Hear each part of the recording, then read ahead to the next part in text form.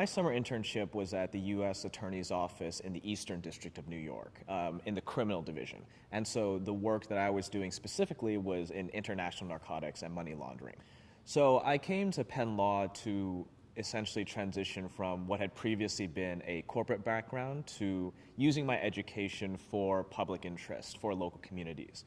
And so I decided to apply and go to a government internship because I believe that my work in that area would be helpful to local communities, and it was something that I was interested in pursuing coming to law school. So there are a lot of different resources, I think, that the law school provides, including the CPMP office. I talked with Netta, who was really helpful in helping me find out what was available in government and the resources on the website that would help me, including sort of resume templates, cover letter templates.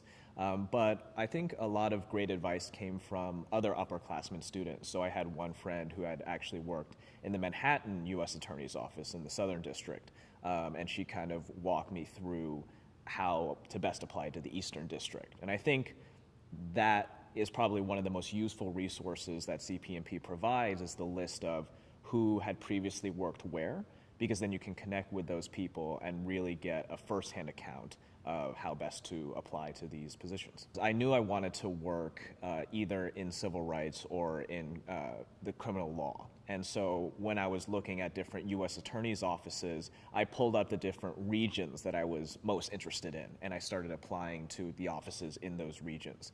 I think the Eastern District of New York is unique in that for government, it's very streamlined. They're very responsive, and they were very willing to interview me quickly, to give me an offer quickly, and to answer all of my questions. I don't think that's necessarily true for other offices, but that was the experience that I had. And so when I was applying, I kind of just followed the instructions that were on the website. And it was a fairly straightforward application. You have your resume, your 3 references, your writing sample, as well as, I didn't have my grades at the time, I submitted my grades later, and then a cover letter. And once that was all submitted, I waited for them to contact me. They did contact me, I did the interview, and then I got the position. So I think the government is in a unique position to bring cases that are really relevant to the lives of people as well as to their interests, whether it be in safety, whether it be in ensuring that they're not being taken advantage of by sort of bad actors. And the U.S. Attorney's Office, I think, specifically is very well positioned for that because you're in a prosecutorial role, and the government has a sort of monopoly on that position. And so some of the really cool cases that came through the office was the prosecution of the founder of NXIVM, which was a sort of sex cult in Brooklyn. There was the prosecution of a variety of sort of doctors and pharmacists who were prescribing oxycodone. And so we were really on the front lines in terms of fighting the opioid epidemic. And I think probably the most sort of interesting case that the office was able to deal with, that I was fortunate to have a very sort of small role in, was actually the El Chapo case.